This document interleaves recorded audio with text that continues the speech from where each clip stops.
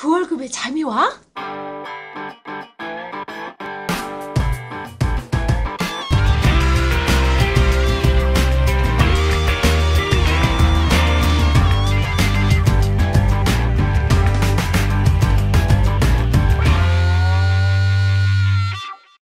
그 월급의 잠이와는 월급이 전부인 2천만 월급쟁이들의 불면증을 해소하는 방송입니다. 안녕하세요. 반갑습니다. 그 월급에도 잠이 오게 하는 방송 뭉치 양승민입니다. 안녕하세요. 꼰대 김강주입니다. 꼰대 요즘 많이 바쁘시죠? 요즘 많이 바쁜 척 합니다. 이 바쁜 척 해야 되는 게 꼰대들의 가오입니다. 가오. 가오? 가오가 일본 말인 줄 알죠? 가오다시? 가오. 이게 꼰대들의 이렇게 체면. 꼰대들이 가지고 그냥 하는 일도 없고 이러면 좀 그렇잖아요. 근데 이제 참, 하는 일이 많아서 참 감사한데, 그래서 요즘 바쁜 척 하죠. 아재와 꼰대 차이점이 나오더라고. 아재와 꼰대 차이점. 난 못 봤는데, 그게 어떤 건데? 약간 아재는 좀 귀여운, 귀여운 동네 아저씨 느낌이고, 꼰대는 진짜 똑불장군. 때도 안 하는 소리 찌끄리 듣고. 그렇지. 왠지 거리를 두고 싶은. 그렇지. 자, 그래서 오늘은 이런 빚. 요즘 실질적으로 잠이 많이 안 오신 분들 대부분이 이제 빚을 지고 있다. 이런 빚에 덫이 빠져 있는 거죠. 근데 사실은 사회 전체적으로 보면 요즘 그 월급에 잠이 안 오는 것이 아니라 이 빚 때문에 잠이 안 오시는 분들이 많을 건데 두 종류예요. 있는 빚 때문에 잠이 안 오고 또 빚을 더 내야 되니까 잠이 안 오고 이런 분들이 훨씬 많으리라고 생각하는데 사회 전체적으로 보면 참 개인이 계속 빚이 생긴다는 것이 좀 아이러니해요. 왜냐하면 엊그제 그 뉴스 보니까 최근에 나왔죠. 10대 재벌 그룹에 금고에 쌓아두고 있는 사내 유보금이 550조 원을 돌파했다. 근데 이것이 2009년 기준으로 보면 2009년에는 20조였어요. 2009년으로 보면 무려 30배 가까이 증가했다. 그동안 우리들의 개인들의 가계부채는 엄청나게 또 증가했다. 이게 무슨 소리냐? 개인들이 쓰는 소비하는 것들이 전부 결국은 어떤 게 시장 경제의 최상위에 있는 최고 정점에 있는 기업들 호주머니로 다 들어가고 있다는 소리거든요. 그렇지. 그래서 오늘 나누는 이야기도 그런 것들을 좀 세부적으로 보면 각 세대별로 어떤 현상들이다 이런 것들을 좀 이야기 나눌 내용인 것 같고 이것들을 이제 나누어 보면서 나는 그러면 어떻게 해야 될까 이런 것도 조금 방향을 잡아볼 수 있지 않을까 생각이 듭니다. 예. 자, 한번 볼까요? 20대 뭐 자료를 한번 보면 여기는 이제 그 머니플리스라는 그 칼럼에서 보고 제가 말씀 나누도록 하겠습니다. 참 좀 현실적이더라고 읽어보니까. 그걸 정리 잘 해놨더라고요. 20대는 희망이 낮아졌다. 지금 아시다시피 학자금 대출이 어마어마한데 점점 증가하고 있죠. 학자금 지금 70% 정도. 지금 학자금 잔액이 12조랍니다. 12조. 네, 그래서 대학을 졸업한 4년대 대학을 졸업한 이런 20대 약 70% 정도가 학자금 대출 경험이 있다고 합니다. 그리고 대출을 갚는데 졸업 이후에 약 4년 정도 걸린다. 그리고 이런 부분 때문에 결혼 이슈가 상당히 좀 딜레이되는 경우가 많다. 이런 내용인 것 같아요. 이제 그렇죠. 출구가 막혀 있으면 결국 출구 앞에서 문 앞에서 나가지 못하고 머무는 사람이 많아지거든요. 근데 머물게 되면 뭐가 발생합니까? 비용이 발생해요. 그냥 있지 않잖아요. 근데 20대에서 머물고 있다는 거는 그냥 머물고 있지 못하니까 무언가 계속 학습을 한다는 거죠. 예를 들면 대학을 졸업한 친구는 대학원을 가고 또 학원을 가고 이런 것들이 다 비용이 증가하는 현상이다. 네. 그리고 평균적으로 학자금은 약 1,500만 원 정도. 그리고 대출자들은 매월 이자로 약 23만 원 정도를 지출하고 있습니다. 그래서 실질적으로 이제 좋은 기업에 지입이 잘 되는 직장에 취업한 대출자들은 아시다시피 회사에서 저리 대출을 해줘요. 이런 대를 대출하기 때문에 학자금 대출을 받는 게 수월할 수는 있어요. 지금 대안의 개념인 거죠. 근데 여기서 양극화가 나와. 근데 상대적으로 조금 그 대기업이 아닌 일반 직장에 간다든지 아니면 취업 얘기가 늦어지면 늦어질수록 그런 대출에 대한 이자에 대한 부담은 더 커진다라는 거죠. 이런 부분 때문에. 그래서 실질적으로 좀 대출자 그 처음에 세팅 단계에서도 이런 학자금 대출 때문에 양극화가 벌어진다라는 게 좀 서글픈 현실인 거죠. 예. 그래서 20대는 이런 학자금 대출에 목매어 있다. 두 번째, 30대. 30대는 제목이 보니 카피 제목이 급여가 낮아졌다. 그죠? 평균 급여를 이야기하는 거예요. 30대 전체적인 평균 급여가 낮아졌다. 재밌는 거 보면 20대 계약직 비율이 약 90%라고 합니다. 거기가 뭐 소위 아르바이트라는 거예요. 취업을 했지만 그게 다 계약직이라는 거고 30대는 계약직이 절반, 51%가 계약직입니다. 그러니까 여기서 우리가 그 사회적인 이슈 중에 하나가 굉장히 중요한 의미를 띠는 것이 있는데 이게 그렇지. 뭐냐면 최저임금이에요. 최저임금입니다. 최저임금이 좀 높을수록 결국 가장 수혜 혜택을 보는 쪽이 20대, 30대라는 거죠. 또 나중에 고령층들, 이런 한 50세 이상의 고령층들, 그 다음에 20대, 30대의 이런 비정규직, 알바 이런 층들의 최저임금이 가장 크게 영향을 미치기 때문에 상당히 의미가 있는 거죠. 그래서 막상 실질적으로 그 이제 세대별 소득이 얼마나 증가를 했는가 보니까 오히려 60세 이상은 소득이 늘었어. 엄청 6.7%인데 30대 연령대가 낮아질수록 소득 증가율이 굉장히 저조하다. 물가 상승률을 감안하면 실질적인 가구 소득 증가율은 마이너스다. 이거죠. 마이너스다. 예. 그렇죠. 빚도 많고 소득은 늘지 않고 특히 이제 30대는 어쨌든 뭐 취직도 힘들고 그것도 놀고 있기 뭐 하니까 그냥 비정규직이라도 일단 나중에 좀 이렇게 희망을 가지고 비정규직 일을 하고 또 20대 30대가 또 반면에 씀씀이에 대한 유혹이 많잖아요. 그렇죠. 유혹. 네. 이번에도 뭐 무슨 핸드폰 뭐 바뀌었다고 뭐 업그레이드했다고 뭐 생쇼를 하고 어쨌든 이것들이 다 그렇지. 유혹이거든요. 유혹. 네. 그래서 이 자료에 보면 2015년도 가계금융복지조사에 대한 자료에 의하면 30대 평균 가구당 부채 보유액이 약 5,300만 원 정도인 것 같습니다. 야, 30대가. 그러니까 30대 가구 여기에 뭐 아파트 담보대출도 30대 기준에. 그리고 차 한 대 사면 기본적으로 그렇지. 빚지고 들어가잖아. 네. 또 학자금, 뭐 그 잔금도 남아 있을 거고. 그렇지. 자, 40대로 가봅시다. 40대로 가봅시다. 40대는 이제 행복이 낮아졌다. 행복이 낮아졌다. 그래서 30대에 결혼하고 나면 약 10년 정도에는 이제 가정을 꾸리고 행복한 일이 어찌 보면 자녀의 성장 과정을 보는 겁니다. 맞죠? 이 40대는 우리가 일반적으로 불혹이라 그러잖아요. 그렇지. 어떤 유혹에도 쉽게 흔들리지 않는, 혹하지 않은.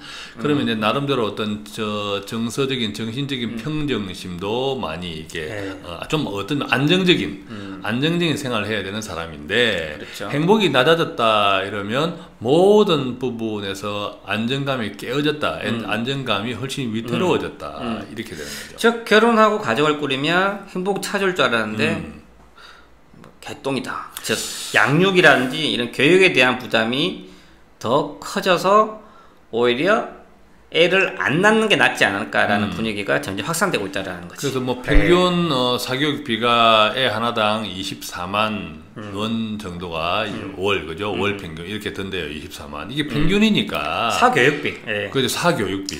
양육비 포함하면 대략적으로 100만 원까지 올라가요. 이게 평균이니까. 네. 이게 평균의 함정이라는 게 굉장히 무섭거든요. 그렇지. 보통 보면 24만 4천 원에 월 든다, 애 하나다 이러면 뭔 소리야 하는 사람들이 이 방송을 듣는 분들 속에서 있을 겁니다. 그런데 예를 들면 그 사교육비를 하나도 지출하지 않는 자녀도 있어요. 그게 행편이 어떻든 간에 부모의 또 가치관이든 상관없이 그런 사람들이 다 합산된 평균이니까 이 평균의 함정이 굉장히 크죠. 그래서 최근 그 조사의 자료에 의하면 실질적으로 기혼 여성분 중에서 5명 중 1명 정도는 자녀 교육비가 부담이 돼서 애를 낳지 않기로 했다. 그렇지. 이렇게 보면 이제 40대가 불혹이 아니라 40대는 물혹이다. 물혹.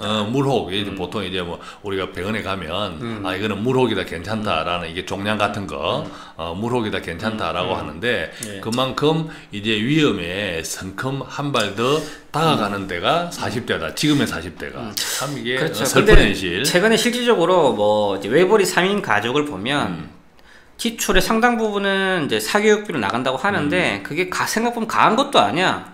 그냥 주위에 하는 거 정도, 학원 한두 개 정도 보내는 건데, 쉽게 말하면 태권도하고 미술학원 정도 보내는 정도 수준이야. 근데, 갑갑한 거야, 이게. 여유가 없다라는 거야. 저축 여력이 전혀 발생이 안 돼요. 근데, 대부분 3천에서 5천 정도 연봉이 되시는 분들은 대부분 3인 가족이라고 외벌이라 치면 대부분 이런 소리를 해요. 그렇죠.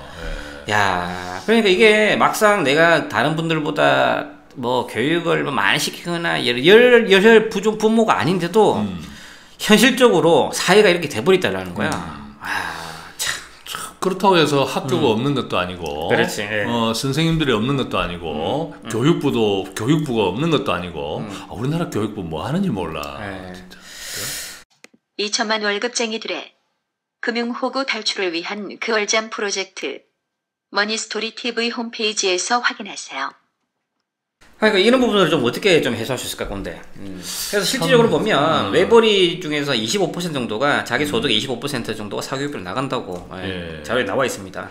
실제로 최근에 만난 제 그 지인 가정인데요. 여기도 이제 30대 후반, 40대 초반 이렇게 되는데 가정 그 부부가 맞벌이를 하다가 아내가 직장을 그만둬서 애가 둘이거든요.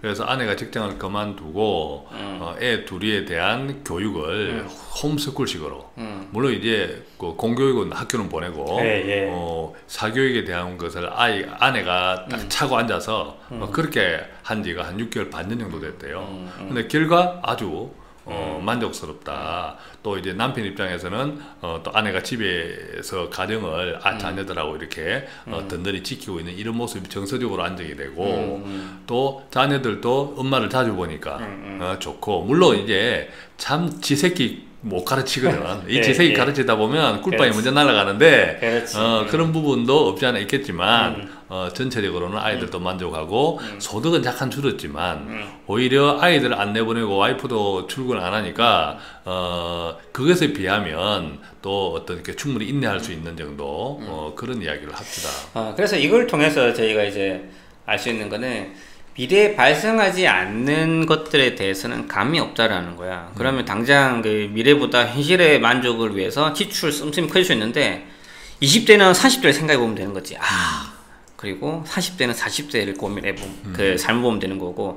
즉 미래에 발생할 지출들이 생각보다 적지 않고 이런 부분들이 빚을 일으키게 되고 결국은 내목을 조여오게 된다라는 거예요. 그렇기 때문에 정신을 쭉 바짝 차리고 타이트하게 지금부터 우리는 끈을 놓으면 안 된다라는 게 중요한 포인트인 것 같습니다. 그렇게 어영부영 가다가 이제 50대로 가죠. 그렇지. 그럼 50대 돼서 어떻게 되는 거 보자. 50대는 카피. 더 이상 낮아질 게 없다. 더 이상 나아질 것이 없다. 낮아질 것이 없다. 갈 만큼 갈 때까지 갔다. 왜냐하면 아까 말씀한 것처럼 20대에는 학자금 대출, 30대에는 뭐 자녀 양육비, 40대에는 자녀 교육비 이런 거로 당연히 비용 지출이 되다 보니까 중요한 건 놓친 게 있지. 본인 노후는 전혀 준비를 안 했다라는 거야. 그러면서 중요한 건 사회 분위기 봐봐. 저기 취직이잖아. 저번 그 사례에서 보여드린 것처럼 40대 초반 되면 퇴직에 대한 압박을 많이들 느끼고 있습니다. 근데 중요한 거는 나오려고 하는데 돈도 없고 받아줄 직장도 없고. 그렇지. 그러면 일단 할 수 있는 게 뭐냐면 자영업이지. 자영업. 이것도 이제 자영업을 이제 정부 입장에서는 어쨌든 무직자보다는 실직자보다는 일을 하는 근로자 수를 늘리는 것이 뭐 그 사람이 실제 버는 돈보다 쓰는 돈이 더 많든 그 돈 받아가지고 빚 갚는 데 쓰다 보니까 오히려 더 빚쟁이 돼. 이거 상관없이 정부의 통계를 작성하는 쪽에서는 이게 실업률이 개선되고 또 뭐 창업 뭐 등등 해가지고 뭐 이런 것들이 또 조금 이게 활성화되고 이런 것들이 그 사람들한테 좋은 거거든. 그죠? 그러다 보니까 자기도 모르게 이런 분위기에 휩쓸려 가지고 마치 큰 어떤 독립투사회가 됐든 이런 잘못된 감정에 휘둘릴 가능성이 충분히 많아요. 그렇죠. 잘 냉정하게 따져봐야 되는 거예요. 그래서 통계 자료에 의하면 작년에 한 65만 명 정도가 신규 개인 사업자로 진출했는데 폐업자 수가 68만 명이야. 들어오는 만큼 나간다는 거야. 들어오는 만큼 나간다. 근데 요즘 이제 대부분 많이 하는 그 중에 하나가 편의점들이잖아요. 그리고 그렇죠? 편의점 또 뭐 음식점. 그 비중 40%야? 그렇죠. 할 게 없으니까. 그렇지. 뭐 이제 50대 직장생활 나와서 뭐 벤처 기업을 창업을 하겠어요. 뭐 하겠어요. 그러니까 오로지 할 수 있는 게 소위 몇 천만 원의 종잣돈을 가지고 거기다가 빚을 얻어서 시작하는 것들이 일단 뭐 우선 팔리는 거. 우선 근데 팔리고 안 팔리게 중요한 것이 아니라 파는 만큼 더 쓰냐 안 쓰냐 이게 중요한 건데 그런 것은 모르고 그냥 우선 팔리는 거. 그러다 보니까 소매업, 음식점 이런 것들 이제 대부분 창업해. 그 중에 하나가 이제 편의점들. 어제 그렇죠. 편의점 뉴스를 보니까 또 기가 막히더라고요. 기가 막혀. 편의점 망하는 편의점들이 많잖아요. 그렇지. 자기 인건비 정도만 그래도 가져갈 그것이 욕심의 최대치인데 그런 욕심으로 그게 욕심이라고 할 수도 없는. 그래서 24시간을 잠도 부족하게 이렇게 하는데도 편의점이 안 되는 편의점이 워낙 많으니까. 근데 안 되는 소위 망하는 편의점에도 불구하고 그 편의점 가맹업자 있죠. 가맹업자는 평균 연 1,200만 원씩을 번답니다. 흑자래요, 흑자. 이게 얼마나 이게 아이러니해요. 참 그런 뉴스 보면 참 기가 막힙니다. 기가 막혀. 그렇죠. 빚의 수령에 빠질 걸 알지만 또 빚을 내고 자녀금을 선택할 수밖에 없는 서글픈 50대. 자, 그러니까 50대는 뭐 조금 이제 마음은 급해요, 물론. 자, 준비된 거는 없고, 아직도 책임져야 될 자녀들이 있을 가능성이 높고, 그러다 보니까 뭔가를 해야 되는데, 뭔가를 할 수 있는, 소위 말하면 전문적으로 뭔가를 할 수 있는 체계적인 준비도 거의 안 했고, 왜냐면 회사에 뭐 쫓기고 언제든 잘릴까 하는 급급하다 보니까, 그런 상태에서 선뜻, 내 몰리듯, 내 쫓기듯 선택할 수 있는 것들이 단순한 이런 음식요 이런 쪽들의 창업인데 그래도 진짜 한 번 더 냉정하게 본인이 투자하지 않고 몸으로 좀 더 때울 수 있는 이런 것들을 좀 찾아보는 과정이 냉정하게 필요하지 않을까 생각이 들어요. 그러고 되면 이제 남은 게 뭐냐면 딸랑 집 하나 남죠. 부동산 하나 남아요. 근데 만약에 이마저도 꺼져버린다면 그러면 정말 그 월급 잠이 안 오게 되는 거죠. 야, 그럼 참 우울하다 오늘은 좀 글을 읽다 보니까. 자, 그래서 이제 우리가 지금 20대, 30대, 40대, 50대를 각 세대들이 처한 상황을 조금 이제 나누어서 좀 이렇게 이야기를 해봤지만 결론적으로는 평균적으로 보면 결론적으로는 모두가 힘들다. 점점 힘들다, 그죠? 과거에는요. 요즘 이제 뭐 노력하자 이렇게 이야기하시는 분도 계신데 과거에는 진짜 노력을 하면 예를 들어 10명 중에 10명이 노력을 하면 그 중에 한 5명 이상은 노력한 결과를 얻었던 시대였다면 지금은 10명이 노력을 한다 하더라도 5명은커녕 2명, 3명이 원하는 결과를 얻기도 힘든 이런 시대에 다 지금 우리 모두가 다 지금 얽매여 있지 않는가 이런 생각이 그래서 들어요. 저는 여기서 좀 이런 얘도 답을 드려야 되잖아요. 답이 없지만 그래도 한번 고민해 보자면 오히려 더 이런 저성장이 되고 묵고 사기 힘들기 때문에 이럴 때일수록 사기는 판칩니다. 왜냐하면 적은 돈으로 돈이 없기 때문에 큰 걸 더 기대하는데 이럴 때일수록 읽지 않고 큰 수익보다는 적은 수익에 대해 만족하는 것들을 당연히 더 관심 가져야 될 것 같고요. 예. 그리고 좀 나이가 좀 젊을 때일수록 아니면 자기 세대에서 미래의 큰 그림을 먼저 그려보는 작업들이 필요해요. 제가 20대는 30, 40대, 50대 저희가 이런 그 빚에 대한 플로를 말씀드린 것처럼 이런 미래에 대한 그림들을 간접 경험을 통해서 큰 그림을 그려놓고 거의 맞춰가는 작업들이 좀 필요하지 않을까 생각됩니다. 그리고 중요한 건 이제 자기 수준에서 만족하는 삶을 좀 살아야 될 것 같아요. 그렇죠. 네. 사실 우리가 어떤 초이스를 하셔라, 뭐 창업을 하지 마라, 해라 이런 것들은 우리 개개인의 사정들이 다 다르기 때문에 네. 어떤 답을 드리기는 곤란하지만 그래도 이제 이런 시대에서 필요한 것은 참 준비 기간이 길어야 한다. 그렇지. 준비 기간이 길어야 되는 게 뭔가 우리가 정해져 있잖아요. 이 회사에서 지금 다니는 회사에서 끝까지 다닐 수 없다는 것도 정해져 있고 또 내가 다니는 이 회사가 나의 퇴직 이유를 보장할 수 없다는 것도 정해져 있고 그렇지. 다 정해져 있단 말이에요. 그렇지. 다 정해져 있기 때문에 그 정해진 결과에 도달해서 허급 지급하시지 말고 그렇지. 과거보다 훨씬 준비 기간이 길어야 된다. 그리고 뭔가 회사하고 다른 나만의 준비에 많이 기를 기울이고 또 네. 안테나를 세워서 해야 된다. 이런 거. 그렇지. 그다음에 당장에는 조금 전에 우리 뭉치가 이야기했지만 사기에 넘어가지 말아야 돼. 사기. 근데 우리가 방송도 했잖아요. 몇 번 또 책에도 있고 특히 금융사기 같은 경우는 안정성, 그죠? 또 수익성, 또 황금성 이 세 가지 소스만 잘 기억하면 대부분 이제 사기들이 그 세 가지가 완벽하다고 이야기하는 것들이잖아요. 그렇지. 수익도 아주 20-30% 되고 언제든 돈을 되돌려 받은 원금 보장도 되고 또 뭐 그런 것들은 다 사기다. 그죠? 그 세 가지 원칙에 다 만족하는 것은 100% 사기다. 그런 기준도 좀 간단하지만 명확히 기준 가지고 있고 예, 그러면 좋을 듯 생각이 듭니다. 자, 불확실할수록 자기만의 무기를 가지고 큰 그림을 그리면서 한 걸음씩 나아가는 연습들을 저희 우리 그 월급 자미와 조금씩 한번 해 나가면 좀 더 나은 미래가 되지 않을까 자, 생각합니다. 이럴 때일수록 우리가 조금 더 지혜로우면 좋겠습니다. 네, 감사합니다. 감사합니다.